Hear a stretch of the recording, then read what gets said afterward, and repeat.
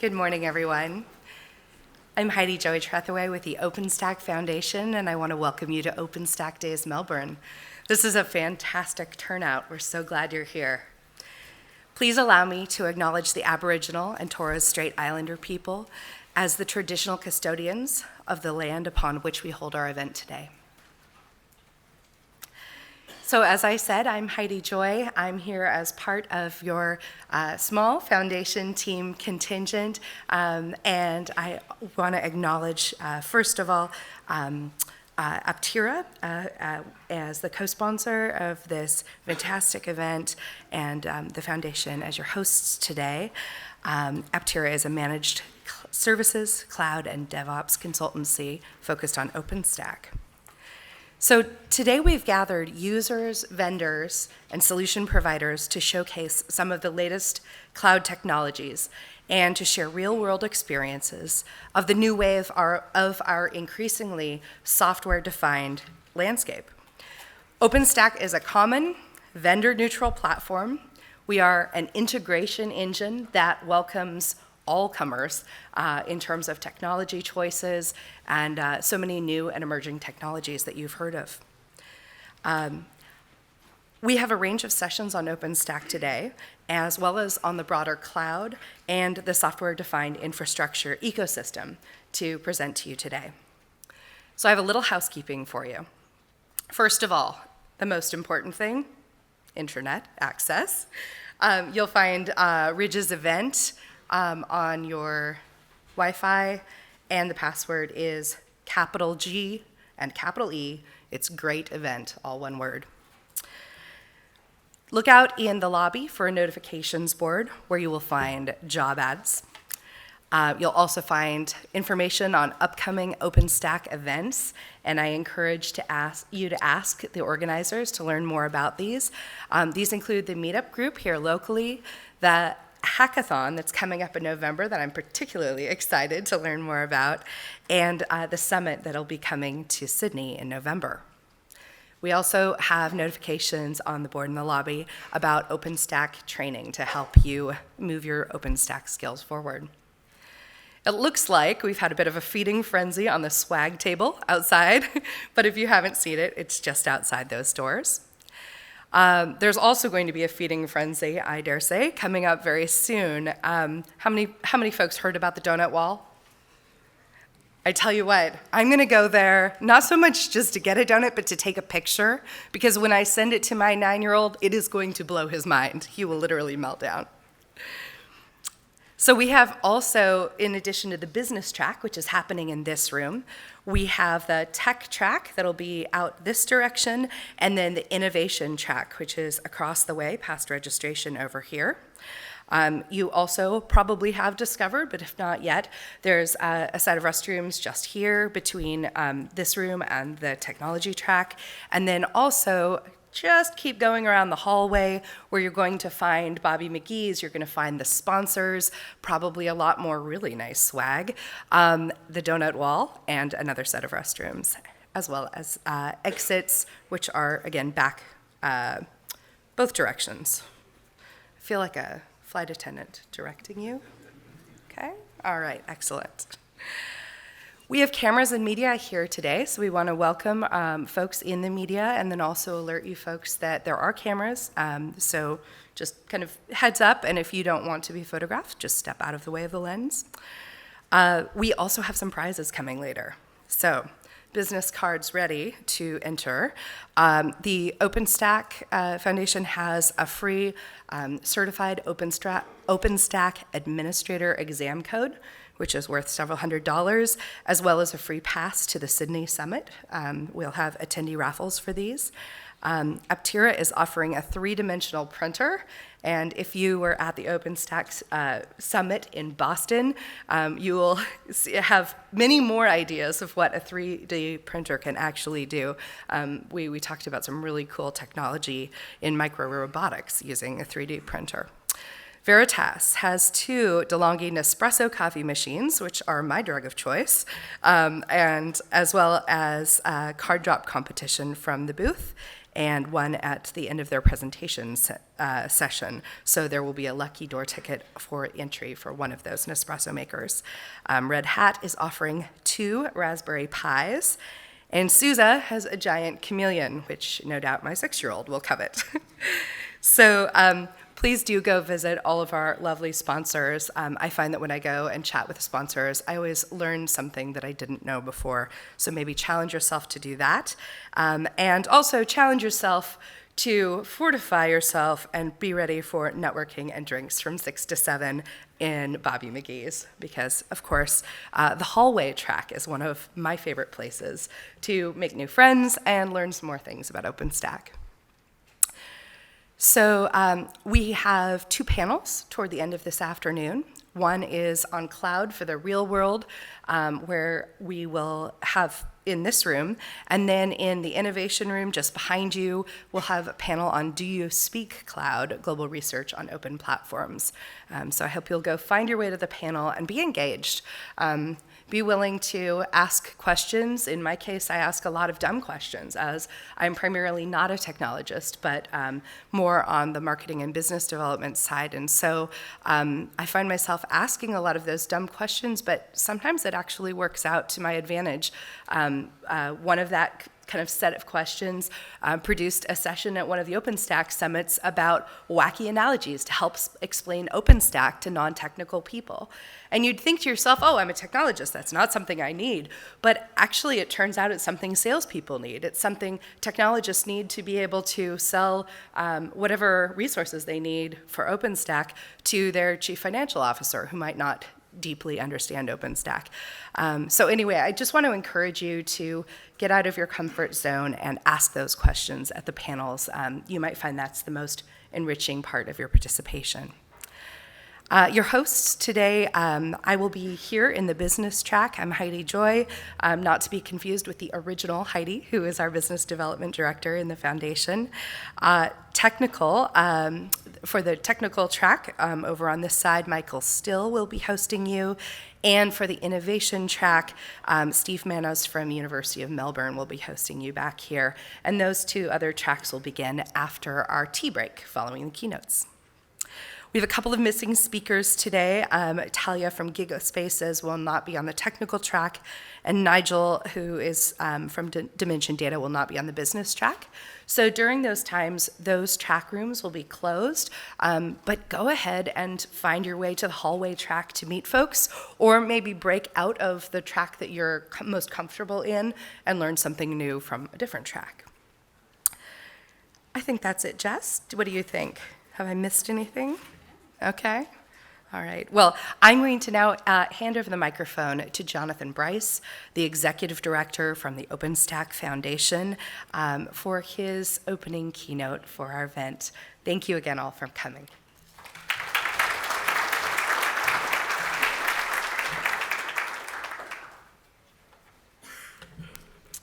Thank you, Heidi Joy, and thank you to the sponsors and the organizers and the speakers who are here at the event today, and especially to Jess and the Aptira team who put in a lot of effort to make this happen. I'm Jonathan Bryce, as Heidi Joy mentioned, and I'm the Executive Director at the OpenStack Foundation.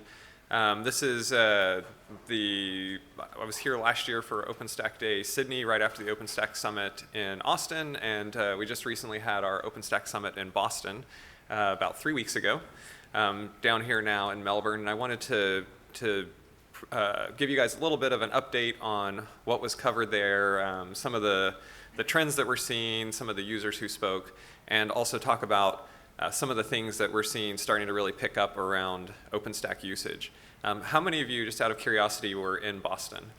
I know I saw a few of you. Okay, good. So hopefully this will be useful for most of you, and I think we'll also have some time for some questions at the end too. So if you think of something that you want to grill me about, make a note, and we can get into that a little bit later.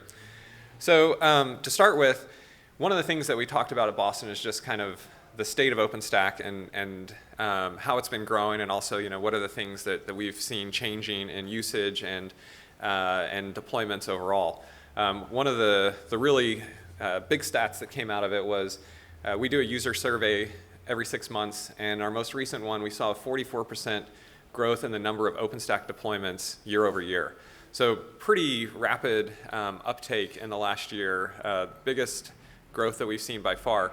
Heidi Joy is actually going to be doing a session where she's going to dive into a lot of data from the user survey coming out of this, and she's going to do that just after I finish here. So she'll go into more data, but this is a big stat and a big number going into the summit, and I think that if you look at what's happening overall, it kind of makes sense with the stage that we're at. When you have new technologies that come on the scene, especially open source technologies, there's a ramp-up phase where the community forms, developers get together, they build the software, and adoption has to happen after that initial ramp-up phase. And I think that that's what we're seeing right now. I think that also there are other trends that are driving this just across the industry overall. Last year we talked about how 50% of the Fortune 100 is using OpenStack now. In our most recent user surveys, we've cataloged over 5 million physical cores of compute infrastructure that are being managed by OpenStack. So that's a pretty big base of compute, and that's just what we know about in our user survey. I actually know of several deployments that have not filled out our user survey that have hundreds of thousands of cores in them. So this number is higher. But I think that what we see overall is just no matter what you look at, whether it's OpenStack, whether it's public cloud, multi-cloud, hybrid cloud, whatever, there's just tons of growth in this right now. And I think that's because every business, every organization, every industry depends on compute more and more extensively for everything that they want to do. And you can kind of say that human achievement and progress is linked very closely to what we can do in our industry now. So that's a really cool opportunity for us, but it's also a big responsibility and a lot of work that we have to deal with. Something else that I think is interesting, and that OpenStack has benefited from, and that we see a lot of other technologies benefiting from right now, is how more and more open source is the way that a lot of these technologies are starting. And even when you look at companies who are providing cloud services in a completely subscription-based model, under the hood, they are depending on a lot of open source technologies. As you look to the things that are really gaining traction right now, AI, machine learning, that's an area that's driving some of the most growth in our industry. And there are projects from all of the big players in these areas, and they're open sourcing them. And that's actually a very different thing than what we saw in the technology industry a couple of decades ago, and really up to that point. So things like TensorFlow from Google, for instance, or Torch or others, if you get into other types of data processing, you see the same thing across all of these technologies. And so what was a really big theme at the OpenStack Summit in Boston was a shift from thinking about kind of point projects, monolithic projects, even in the sense of OpenStack, and more thinking about how do you take all of these technologies that are out there and connect them together to provide really valuable solutions. So these technologies, they need to be composable, you need to be able to tie them together, they need to be open, and more and more they expect that there's going to be some kind of cloud infrastructure, public or private, that's available for them to run on. So if we take like a machine learning example, and you think about the different layers of the stack that you need to implement this form of machine learning, there are actually open source components that you can use at each step of the way to really build that. And one of the trends that we've seen with some of the bigger OpenStack deployments out there is that rather than thinking about OpenStack as kind of an entire big chunk of almost boxed software, they're looking at it as services that they can mix and match to provide the needs of whatever their specific use case is. So you can look at individual projects like Swift for object storage, or Ironic for managing bare metal, Neutron for managing software-defined networking, and you can put those together into interesting packages of point solutions that deliver a really valuable use case. All of the sessions from the Boston Summit are up as videos now. One of the demos that we did during the day 2 keynotes was with Jakub Pavlik from Mirantis. And he actually, this kind of theoretical architecture that I talked about, he built something that did a very lightweight form of that. He started out with Ironic, that was just a simple, basic Ironic install to manage a bunch of physical servers. And then from that point, what he did is he took those physical servers and he broke them up into 3 pools. One pool, he installed Kubernetes on them with CoreOS, and so he was running containers on physical servers. Another pool, he managed with Nova to give programmatic access to virtual machines. And the third pool, he just left as bare metal physical servers from Ironic that he could provision workloads onto.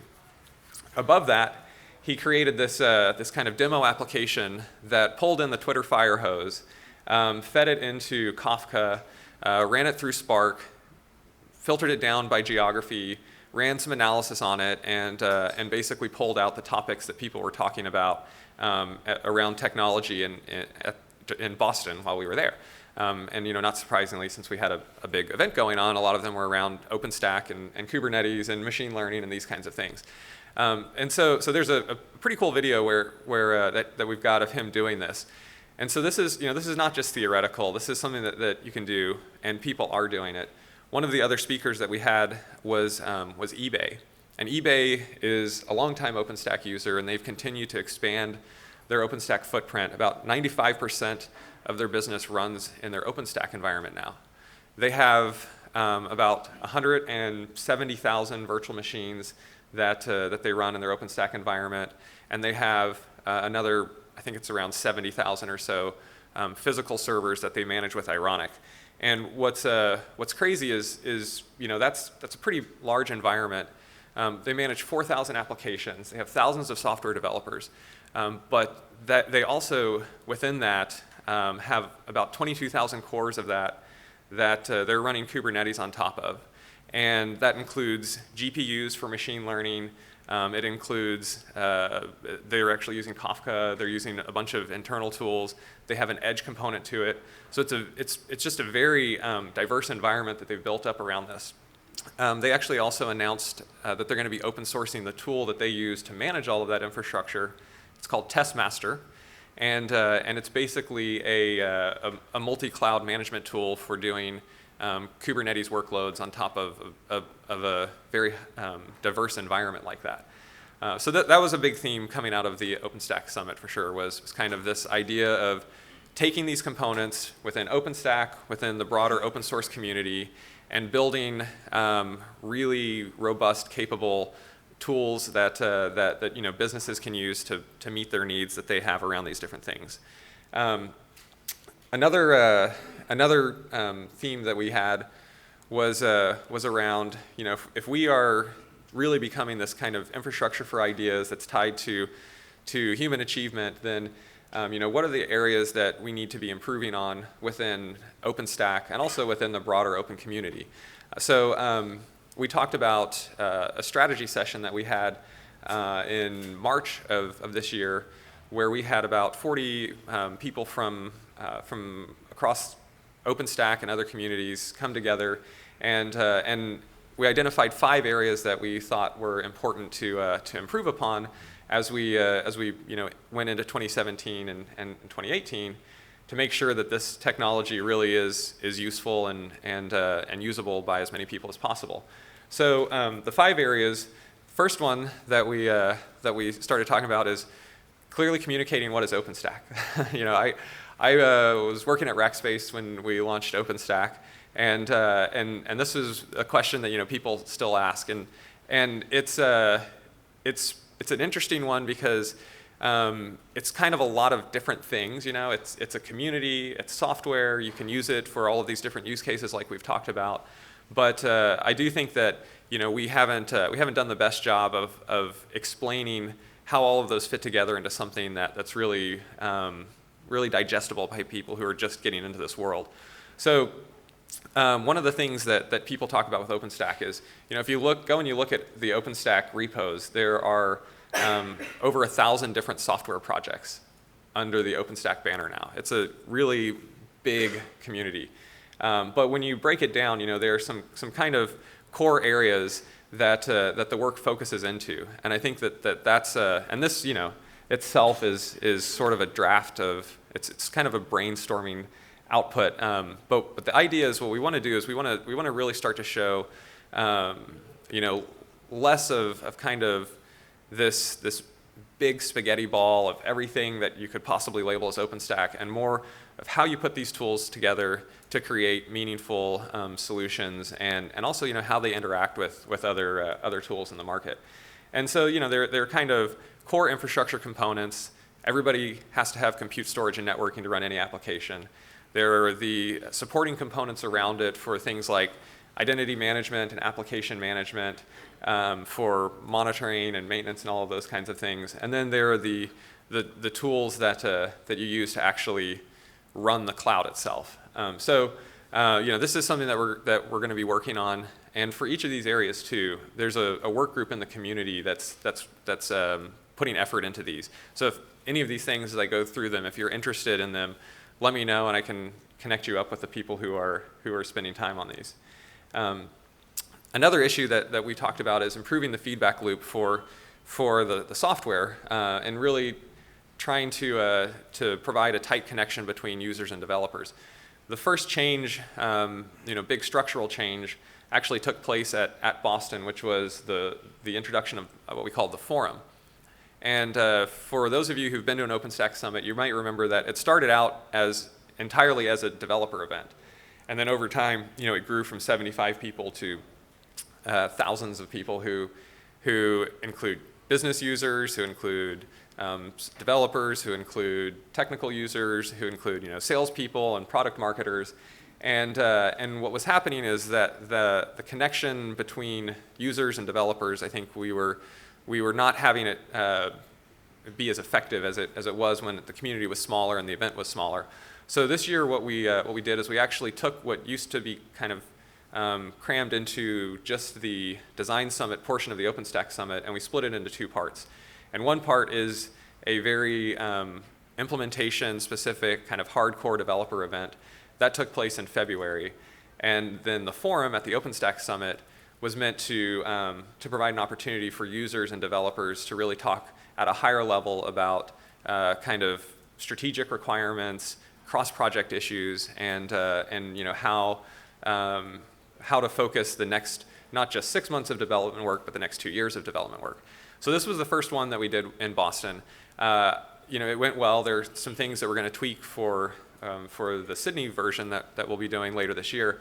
But it was very interesting to see some of the conversations that had been going on mailing lists for literally a year in a 40-minute session with representative people in the room. They were able to get to some solid answers. So I think this was a good step forward, and an important shift in kind of how we organize the development work. But there'll be more adjustments to this as we go through the year, because this is still fairly early on in the process for this.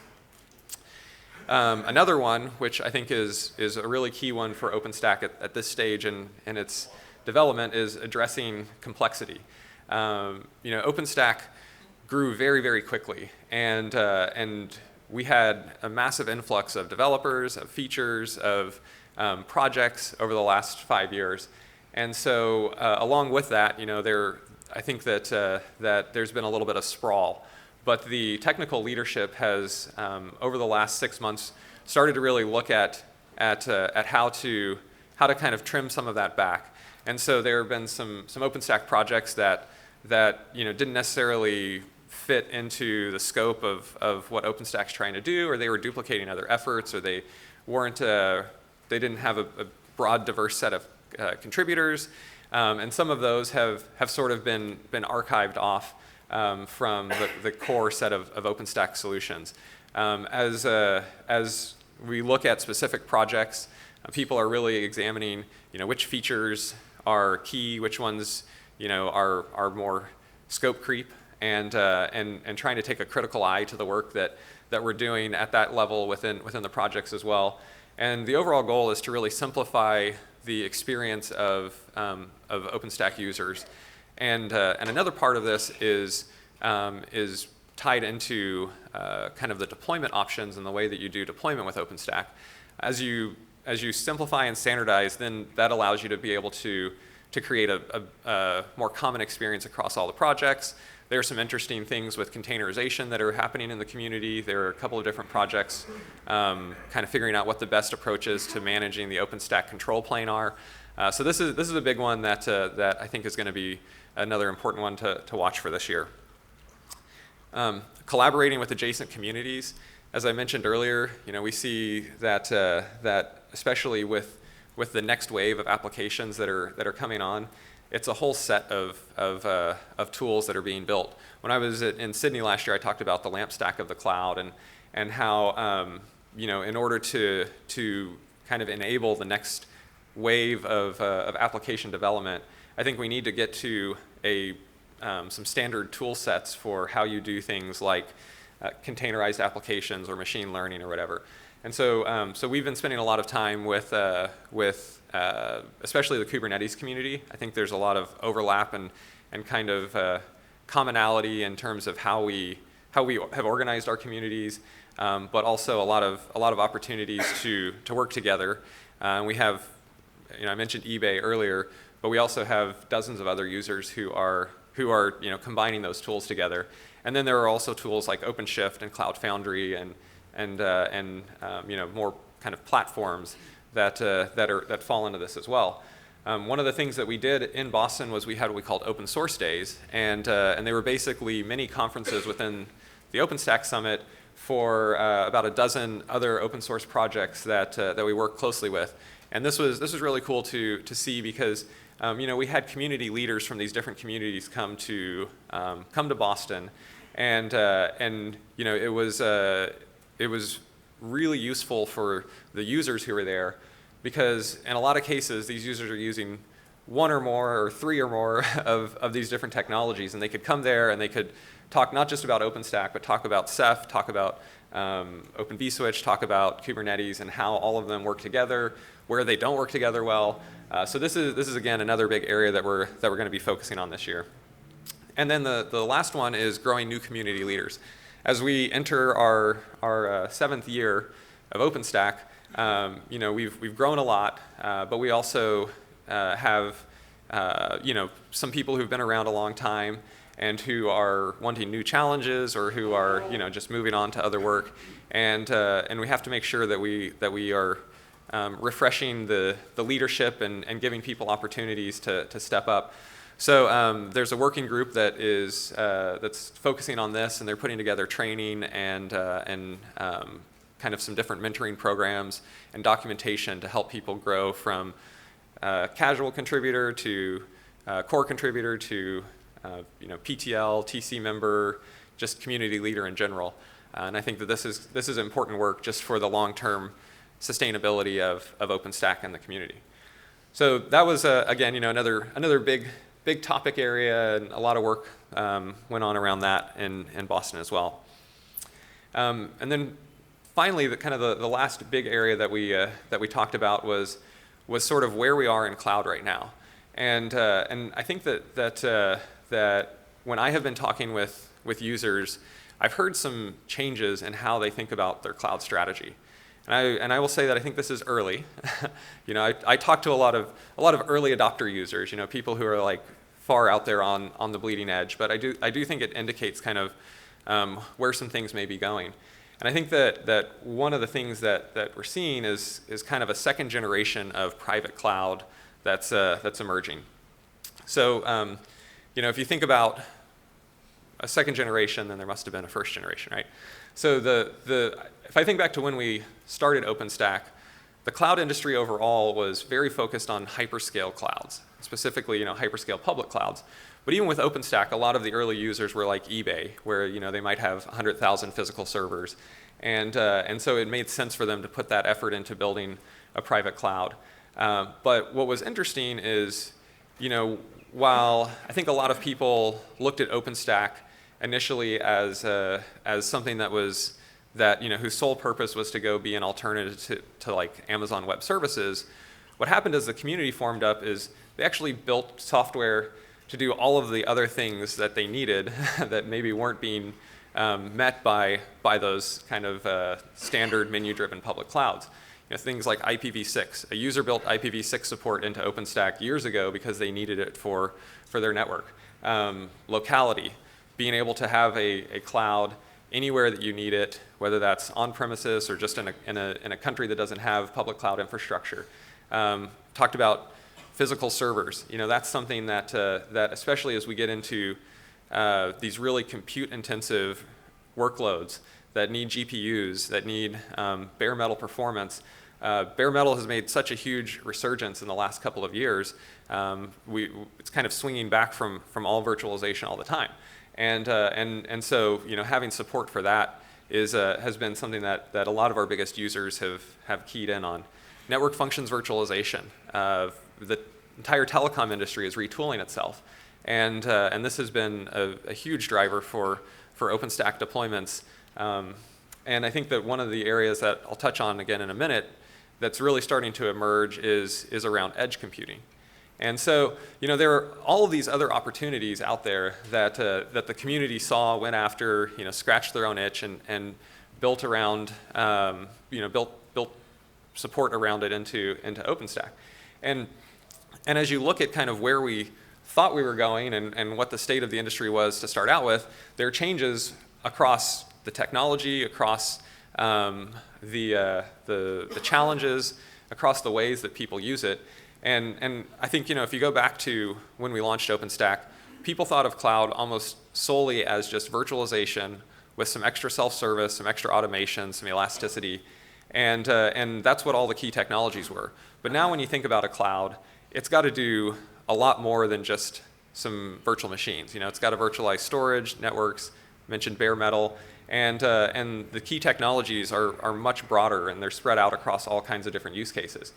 Again, Heidi Joy is going to be, I don't want to steal all of her user survey stats, but I have two more that I'm going to use. But one that I think is really interesting that we track is we ask people, you know, what tools are you using on top of your OpenStack environment? Container tools, PaaS tools. And of the people who answered it, 45% of them using Kubernetes, 18% OpenShift, which is also based on Kubernetes, Cloud Foundry, Mesos, Docker Swarm, others. It's really interesting because if you look at this data, you add it up and you see that it adds up to more than 100% because people are using multiple tools. And this is what clouds look like now. You know, it's not just all KVM or all VMware. It's a whole set of technologies that need to work together really well. The other thing that's been interesting that I've seen changes in over the last couple of years is around how people adopt it. Early on, you know, all of cloud was fairly immature, and it took a lot of technical expertise to dive in, to be able to make good use of it. But we now see cloud, but without the kind of the management overhead of having to run it all and manage it all themselves. GE spoke. GE, massive organization. They have a lot of technical staff. They have a lot of software developers. But what they had with some of their specific projects is they had a very short timeline, and they're probably one of the most regulated companies in the world. You know, they do finance, they do nuclear power, they do aviation, they do everything, and so they had some really stringent requirements around these workloads that didn't allow them to be able to put it outside of a facility that they controlled. So they worked with a company to do a managed private cloud that was in one of their premises, and this company takes care of all of the control planes. So they talked about that and the advantages. It's an interesting model that people have been rolling out as products and services over the last year or so. So that's kind of one of the changes in adoption. And so what I see is people they see, you know, potential for all of these clouds, all of these technologies, and they have to figure out how they make use of them. And so one of the companies that we talked with, they kind of gave us this framework for, we call it the 3 C's, but compliance, cost, and capabilities. It's basically, you know, what are the compliance requirements for this application or workload? What's my long-term cost profile need to look like to make this sustainable? And what capabilities are there that I need to deliver. And as you look at each of those, sometimes it makes sense to put it in a public cloud, sometimes it makes sense to put it in a private cloud, sometimes it makes sense to spread it across both. But really what people are looking for is how they can use multi-cloud as an advantage in their business to really drive choice, freedom, cost, and still continue to move really quickly and make a lot of progress. So the last thing that I want to touch on is edge computing. I mentioned that this was something that's really been emerging. I would say about 4 months ago, I started to hear users who were asking me about edge computing and who was doing edge with OpenStack. And I had talked with about 10 different organizations before Boston that were interested in this. And obviously telecoms are kind of probably your first guess if you're thinking about edge computing. But there's also manufacturers who have different plants. There are retail organizations like Gap spoke at the OpenStack Summit, Walmart. They have thousands of stores and they have some amount of infrastructure that they need in each of those stores. There are companies like offshore oil companies. And then even a company like eBay, who's really kind of an e-commerce company, they have specific things that they want to push out closer to their users, and so they have an edge piece to their infrastructure as well. So one of the things that I did was I said, okay, well, we've got a handful of you. Let's all just get together at the summit and see what's going on, if there's something here, if we should start working more on this. And so we put together a birds of a feather. I thought we were going to have like 10 or 15 people. It ended up being standing room only. We had about 100 or 120 people that showed up from all kinds of different industries. And some of the use cases that they were talking about really were kind of mind-bending in terms of where they see this going. But I think that one of the things that's clear is when you look at the amount of data that we produce everywhere in our environment now, centralized data centers, whether those are big corporate data centers or big public clouds, are not going to work as an architecture to handle all of that going forward into the future. So figuring out how we move some amount of processing closer to the users, closer to the sensors, to all of the devices that are generating the data is going to be a very important kind of step over the next 5 years. And it was very cool to see the enthusiasm around this. So we're actually forming up a working group around this, and we're going to be doing an event in September in San Francisco called Open Dev. And we've just started working on kind of the programming. This is intended to be a working event, but we've got people from AT&T and Verizon, from eBay, from Walmart, from different companies who are kind of putting together the content and organizing the sessions out of this. And so if I think that this is going to be an interesting space and a big opportunity for OpenStack and the community over the next couple of years. And so yeah, if this is something you're interested in, I would love to find me at some point today because I'd love to connect. This is the closest summit that I've ever been able to announce down here. We will be down here in Sydney in November 6th to 8th. So we'll be bringing the OpenStack Summit here. Probably expecting 3,000, 3,500 people or so. So it should be a good event, and we'll have people from all over the world who will be making the trek to come down and see you. Hope to see you there. And we also announced that next year, the first half of the year, the next summit will be in Vancouver again, which we went to a few years ago. It was a great location. So that's it for the content I had, and I totally lost track of time. But do we have time for questions? Or okay.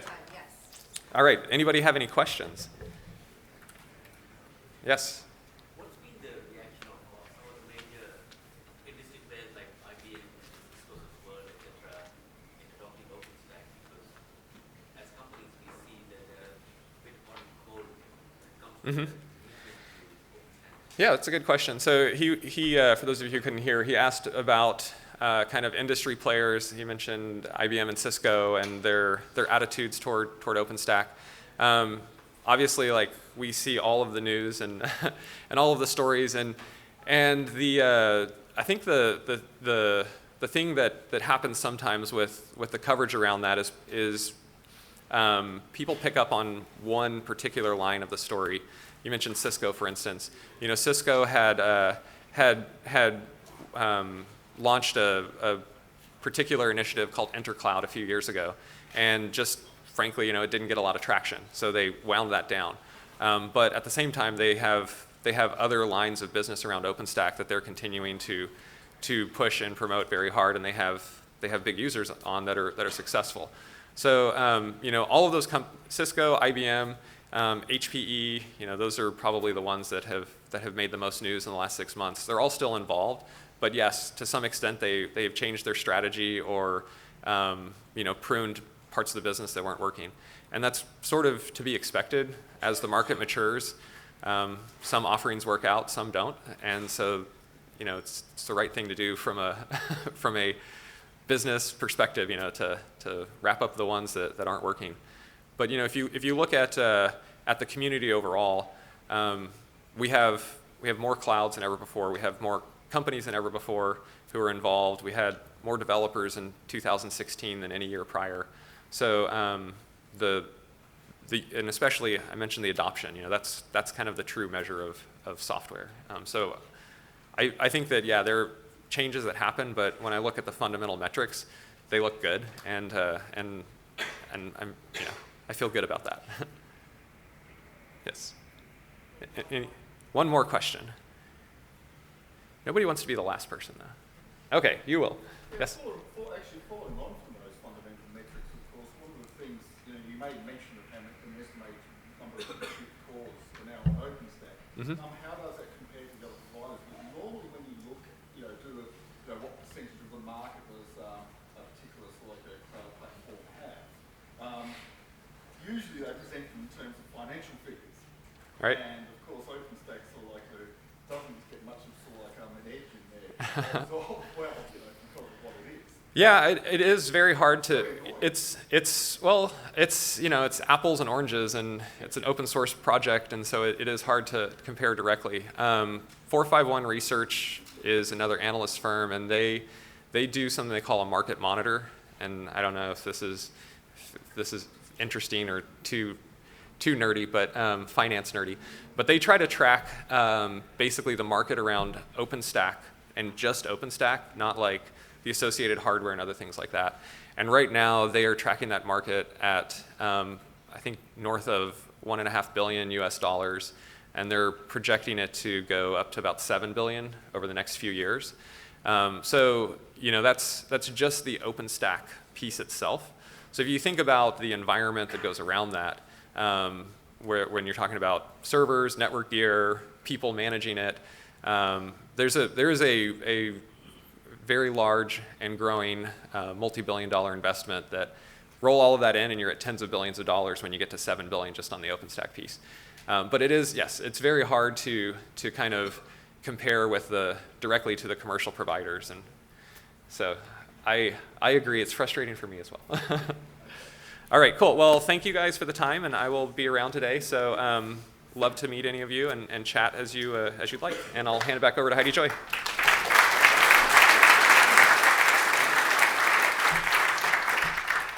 Thank you, Jonathan. We get to talk a little bit more about the user survey, and by no means did Jonathan steal my thunder, because in this booklet we have 66 pages of reading pleasure, specifically more than about 100 different charts that will help you look at OpenStack in a variety of ways. My role here today is to give you a better sense of some of the key pieces of the user survey, but by no means all of it. And I wanted to start with a very easy user survey for all of you. Also, for folks at the back of the room who are looking for spots, there's plenty up here, and we welcome you to come and grab a seat if it makes you happy. Okay, so easiest user survey ever. How many folks in this room live in Australia or New Zealand? Raise your hand. Oh, yes. You are my new favorite people, because did you know that the user survey only represents, or only 2% of all of the users represented in the user survey are from Australia and New Zealand? I would like that number to be much, much higher, because I'd like to tell a much more robust story of how OpenStack is being used in Australia and New Zealand for the Sydney Summit. So I really want to encourage you to participate in the user survey. One other question is, I saw from just the folks attending, seems like there are a lot of academic and research folks here. So would you raise your hand, please, if you are participating in academic and research work with OpenStack? Ooh, nice representation. About 11% of the folks in our survey are telling us that they're using OpenStack for academic and research applications. So we're going to have a good amount of fun. So let's go quickly through some of the pieces of the user survey. These are kind of the big categories that we lump our questions into. And at the end here, I'll have a few links for you that are resources that allow you to dig much deeper and actually ask your own questions by applying some global filters to the data. In terms of demographics, the key thing that I want you to take away is diverse users, but also not nearly enough representation from here. Jonathan mentioned that we've seen an increase of deployments represented on the user survey, 44% more deployments, and also 22% more organizations than our user survey from a year prior. And for context, our user survey a year ago, April 2016, was the largest we'd ever had by far.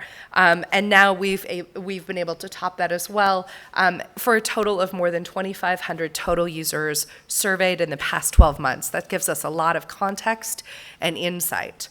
Also, I think it's interesting that only about a third of the folks who answered in 2016 also answered in 2017, which you would think, okay, that's two probably very different groups. But the answers were remarkably consistent, which helps me kind of validate the data and believe that it is representative, that you would be able to extrapolate beyond just the boundaries of those who've taken the survey. Okay, this I thought you might be interested to think of in the context of your current role. This is what those who answered the most recent user survey told us was their role. And Cloud Architect was actually new to the survey in 2016. It remains the most significant slice of people answering the survey. I included a couple of quotes here, and I just love this idea of thousands of developers all over the world who are working in tandem. When you see our various software releases, you'll see more than 2,000 developers contributing to each release, sometimes more than 3,000 contributing to each release. And that is truly thrilling.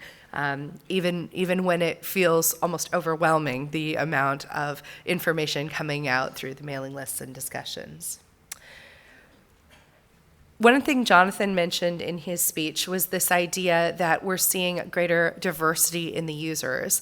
And I find that to be true in looking at the demographics of organizational type. The slice of the pie that represents IT continues to shrink, while other slices are growing, and we see greater diversity in different industries. Here's what I mentioned about the 2% in Oceania, but we are seeing increasing diversity geographically, with 61% of users indicating they live outside of the United States, and 74% of deployments physically located out of the US. I want to see that increase, and one of the greatest barriers to user survey participation is the English language. And that's why I'm really excited to be able to share with you that our big effort this year on the user survey is to work with the I-18N Internationalization Translations team to translate the user survey into as many languages as possible, starting with both traditional and simplified Chinese, Korean, and Japanese. So as of about a month ago, we saw our very first completed translation of traditional Chinese, and we intend to be rolling out over the summer translations of the user survey that enable users to answer in their native language, including in the free-form comments section, and then from there we'll be able to include it in both a global-based survey, or if we wanted to, for example, just take an Asia-Pacific slice of the pie, then we can look at how the user survey performs there. So for those of you who have colleagues either locally in ANZ or in the broader Asia-Pacific region, particularly colleagues who are non-native English speakers who might not have participated in the user survey in the past, I really want to encourage you to reach out to those folks here. It means a lot to me to see that global participation and diversity. Jonathan mentioned organizations of every size using OpenStack, not only huge ones, but also little tiny ones.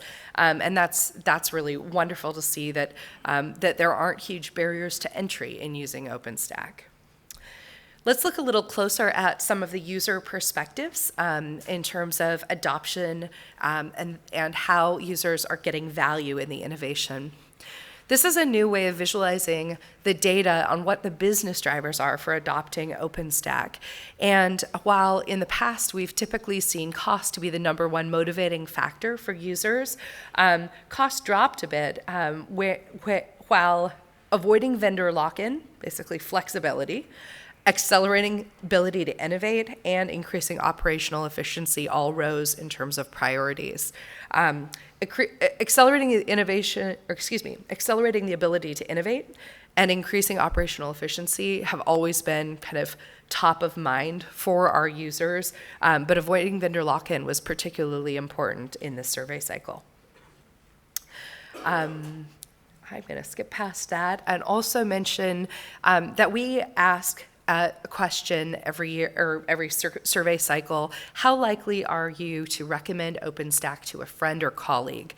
And then we segment those answers, which are between 0 and 10, into 3 categories. People who rate us 9s and 10s are promoters. People who rate us 7 and 8s, they're neutral or passive.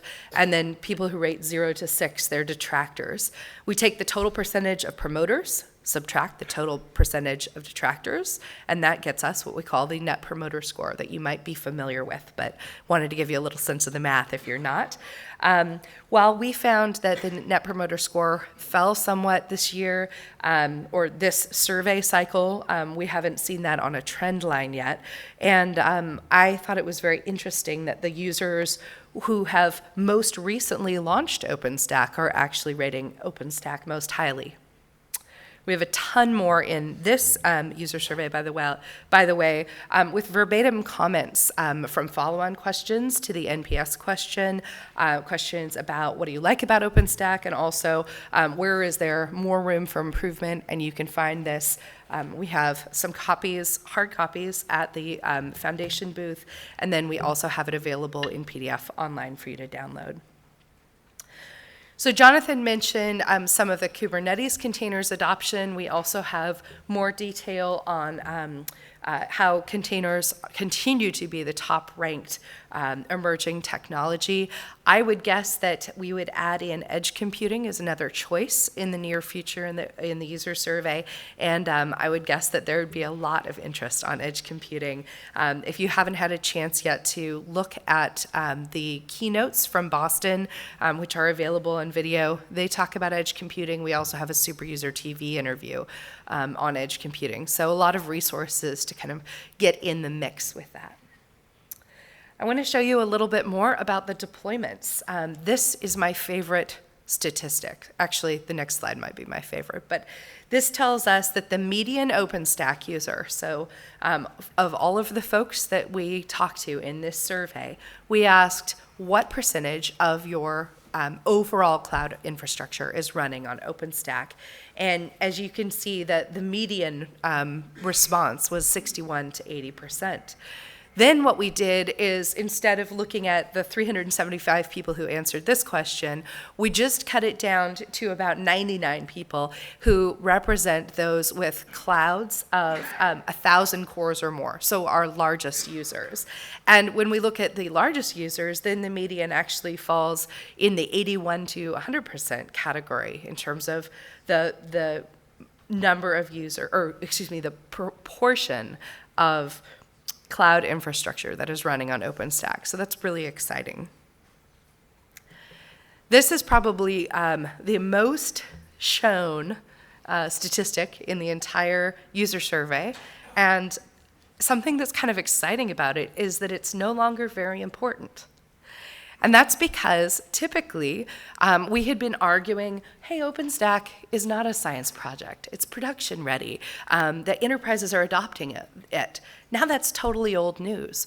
So instead of constantly pointing out this chart as, hey, more and more OpenStack deployments are in production, what we're seeing is kind of a leveling off, which represents the maturity of OpenStack, that you will always have deployments that are in proof of concept or test phase, because that's what would indicate health, that you are consistently having more clouds come online. And meanwhile, we're seeing a nice, healthy 2/3 of clouds in production. But then we dug deeper, and this actually has become a really interesting metric, which is that the average age of an OpenStack cloud is only 1.68 years. That was striking. Just take a minute to absorb the fact that more than half of the clouds that we surveyed from who created all of the data that I'm showing you here today, more than half of them are, only about a year, maybe 14 months old. Because remember, in that group of 2017 launched clouds, this user survey is only surveying people in January and February of 2017. So these are brand new baby clouds. Another thing we did was we took a slice of the data and we said, okay, of those clouds launched in 2016 or 2017, what percentage of those are in production? Answer is 54%. Of those who were launched 2015 and earlier, what portion of those are in production? Answer is 82%. So you're definitely seeing clouds launched and then kind of moving up the phases in terms of being into production. This is a very fun and colorful chart, just kind of showing how our users are gradually moving through the process of adopting the newest, latest and greatest OpenStack releases. And the reason that you are seeing Newton and not our very latest software release, Okata, is because, of course, Okata was not available when the survey came out in January, February. As Jonathan showed you, there are more than 60 different OpenStack projects, and the user survey only covers about 25 of them. But when we looked at these 25 projects in the context of clouds that are adopting them, we wanted to know, well, how many projects is a cloud typically using? And the average is about 9. But it was impressive to see, there are quite a few clouds that are using 12, 15, even 18 or more different OpenStack projects. A lot of different uses. Also, you can see that our OpenStack's core services, those 6 projects that are most typically used by all clouds, are experiencing very high degrees of adoption. And we also see quite a few of the emerging projects gaining greater popularity. The darkest blue line shows these are clouds in production that are using this project, and then the lighter blue set of the bar is clouds that are in test phase. And finally, we asked, if you aren't using a project, would you be interested in using a project? And I thought you might want to see that projects such as Designate, Magnum, Trove, Manila, and Ironic, and Murano were all indicated as having very high interest among users for potentially future adoption. So I usually look at this chart as a good indicator of where OpenStack is going and growing in terms of the projects. All right, just a couple of more things, because I know I'm packing your brain full of stats, and I want to give you a chance to ask a question or two before I pass this off to my colleagues. On cloud size, what we're seeing is not only more clouds, as some of the numbers Jonathan and I both shared indicate, but larger clouds in general. that 37% of clouds indicate that they have 1,000 or more cores, and that has grown compared to last year. So that's exciting. Also, in terms of Swift, object storage, we saw tremendous growth in terms of the number of clouds indicating how many objects that they're storing. And similarly, we saw this growth in Cinder storage in terms of block storage use. So here are some resources that can help you learn more and really dig into the parts of the user survey that you're interested in.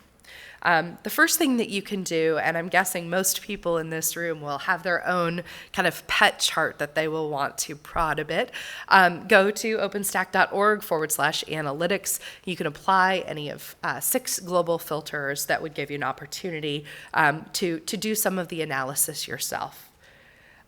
You can also download the full report, this thing. You can download past reports, and if you want to share this in a really short and sweet way, I also recorded a 4-minute video that takes you through the 12 most important charts in the user survey with a voice narrative. It's kind of like your crash course for those with a shorter attention span, which would definitely be me. All right, so I want to pause here and give you a minute for a question or two before I pass to my colleagues. Yes, sir. Just so you know, the take survey button is actually broken at the moment on the survey. It just refreshes the page. Oh, so sad. He said the take survey button is broken, and that may have actually been intentional by our development team because we're working on the back end to install the translations. So perhaps when you, as an individual member of the foundation, and there are more than 70,000 of them, get an email that'll be from Jonathan Bryce that invites you to take the user survey.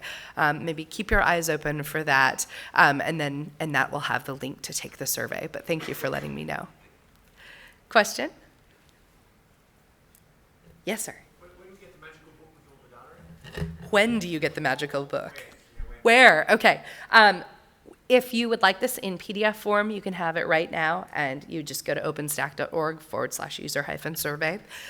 My colleagues and I will be at the OpenStack Foundation booth in the sponsor area, and we have a limited number of these, but I'd be happy to give you one. So, yeah. I brought as many as I possibly could carry in my carry-on. Okay, folks.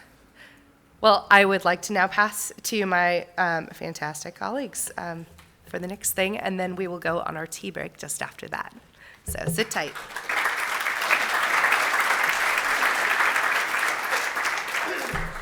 It's cold.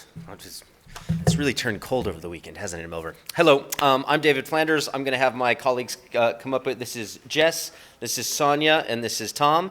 Tom is the community manager for OpenStack. Jess is the ambassador, our new ambassador for the Australian community, and Sonia is our community intern.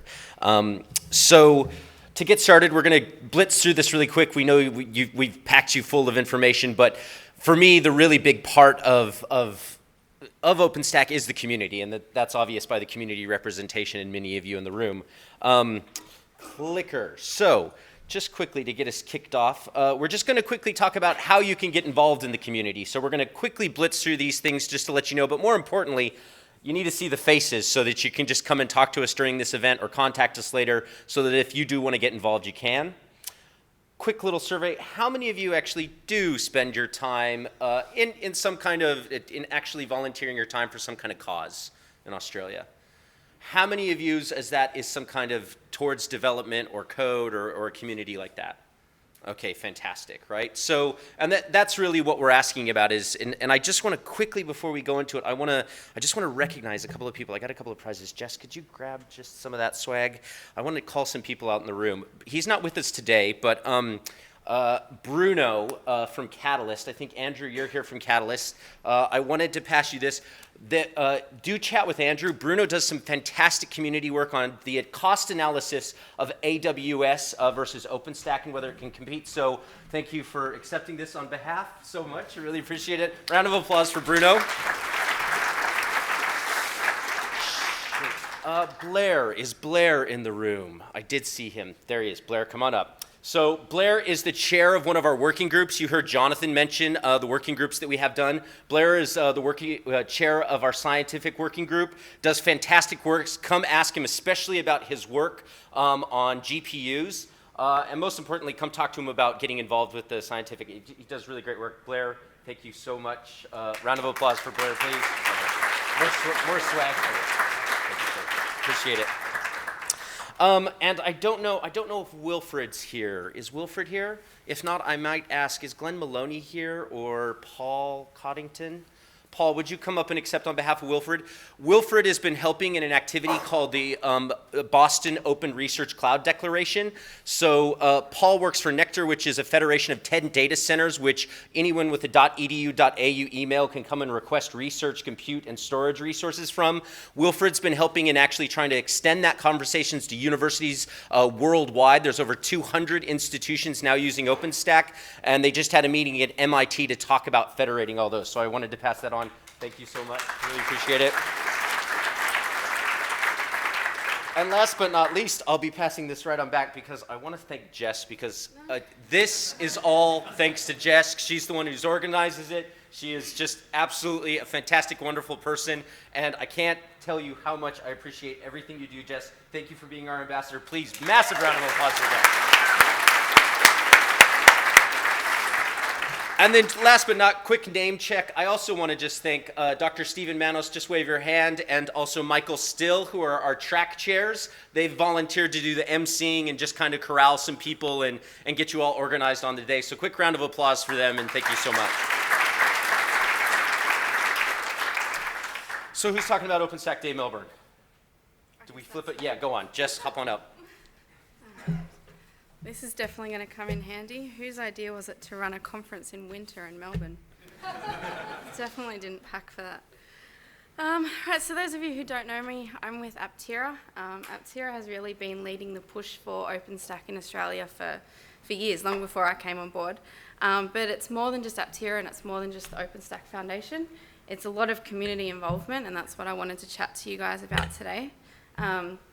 We've got more OpenStack Day events planned for 2018. We've obviously got the hackathon and the summit coming up later this year, but we need volunteers, we need MCs, we need speakers, we need sponsors. So come talk to me, come talk to these guys and learn how you can get involved. One of the other things that we're also working on is more collaborations with technical groups across Australia. So in Melbourne, in Sydney, in Brisbane, we're collaborating with other technical meetup groups. And we're creating some OpenStack Plus, for example, Kubernetes next week happening in Sydney. So we've got a bunch of these technical people here today. So have a chat with them, have a chat with us, and come to the meetup groups, come to the hackathon, come to the summit, and just chat with us, get involved. It's all about community involvement. So I'm so glad you could be here today. Brilliant. So we covered that. Again, if you're interested in being an MC or a speaker or you want to run a panel and you've got an idea, these are community-run events. So come talk to us. We love hearing ideas. We love making sure that we keep the community conversation going. On to Sonia. Hi, everyone. I'm just going to talk about quickly this idea that I'm putting forward, which is OpenStack comes to campus. So as a student intern at the foundation, one of the main questions I get asked when I tell other students that I'm part of OpenStack is, what is OpenStack? So came up with this idea to bring people closer to the community in terms of the student body. So firstly, bring in an event, bring some people from the foundation saying, why don't you find out what OpenStack is? Let's give them a crash course. So firstly, a few components that we've come up with that we're thinking of putting forward is an orientation technology. So firstly, explaining what it is, and then also giving possibly a tutorial on how to get started. And secondly, connecting them with the community, bringing people forward who they can ask questions of, and then also establishing those mentoring relationships. And that can also be put forward in the hackathons, which we will encourage them to attend. And not only the great benefit of that is they can build their networks, because that's a big part of being a student, is increasing your student relationships with other people in the industry. And so finally, from this event idea, we hope that the outcomes that will come forward is to have next generation awareness of open source, of not only OpenStack, but just generally of the open source community, and getting those people involved early on. And finally, our big long-term goal, which would be, kicking some massive goals if we did this, was to get OpenStack into university curriculum. So that, again, they're walking away with skills that they can tangibly use in not only industry, community, and so forth. So this is one idea I'm hoping to put forward. If anyone would love to come and have a chat, have any ideas as well, love to talk to you at the OpenStack booth. Thank you. And again, if you're interested in, it's actually really fun. I've loved working with Sonia. She's at the University of Melbourne, and she just has so many great ideas, and it's fantastic to get that life from students to work with them. So if you want to be a mentor and work with students, or you've got an alumni at a university, please come talk to us so we can get you involved. So the thing Jess and I are super excited about is the hackathon that's actually happening before the OpenStack Summit. It's over the weekend. We're going to invite the group of 8 universities, as well as the research. We've got, I'll name check Steve Angelakis if you want to give a quick wave. Steve is going to be the chair of our event steering committee for that. Also going to get researchers involved. The hackathon's not going to be a typical hackathon. It's going to be a hackathon where we want you to bring an existing application. We don't want to do ideation. We want existing applications like the virtual labs at Nectar, and we actually want to see if we can refactor them using some of the new technologies like Kubernetes, like CI/CD pipelines, like 12-factor, these different technologies. So it's a great chance for your team to quickly iterate and test out some of these technologies without spending a massive amount of investment or time inside of that. I won't say too much more about it, but please come talk to me if you're interested. We need mentors. We need people who are DevOps and sysadmin to sub into the team and help them, as well as we need competing teams. So if you want to bring a competing team, please come and talk to me. Last but not least, Tom talking about the Sydney Summit. Absolutely. So you heard a little bit about the summit already in Jonathan's keynote. But I have to emphasize this is an amazing event that has something for absolutely everyone, regardless of your job role. There are hugely inspiring keynotes designed to get those C-level executives and upper management on side with your open source dream. There's a bunch of presentations from everything about how my OpenStack blew up one night and how I fixed it, all the way up to enterprise strategies, telco, NFV. There's many, many different things going on there. But a big part of what we do in OpenStack is we believe in proactive involvement rather than just death by PowerPoint. And so we have some portions of the summit which are working sessions. We get all users, all developers in a room together having robust discussion about how a particular feature should be implemented. This is where we're going to kick off the planning for the release that will follow 6 months after the event in Sydney. We've also got some social aspects which will be kind of cool. We're going to do something special for the Melbourne Cup, so if you don't feel like paying for your own champagne, drop by. We're also, I think, going to be booking out Luna Park, which could be kind of fun. So if you can, just Google OpenStack Summit Sydney, register straight away. There's open registration already, and hope to see thousands of you there with people from 50 other countries. Excellent. Thank you, Tom. So again, ton more resources online. One of my favorite personal resources are all the YouTube videos. If you haven't had a chance to go to the summit, I just cache the videos and watch them on the plane a lot of the time. Lots of mailing lists. Please email us afterwards. If you don't get a hold of it, just come say, hey, Flanders, give me your business card. I'd like to get involved.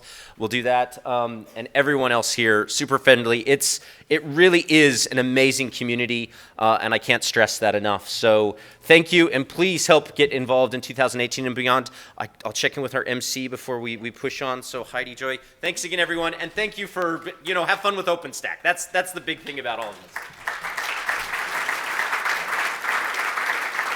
Thank you, guys. So we're going to go to a 30-minute break, and I want to encourage you to please make your way all the way down and around the corner of the hallway where you will find your coffee, your tea, and an opportunity to chat with our sponsors, Veritas, Cumulus, Flexera, Aptira, Rackspace, SUSE, Red Hat, and the Register. Thank you. Bye-bye.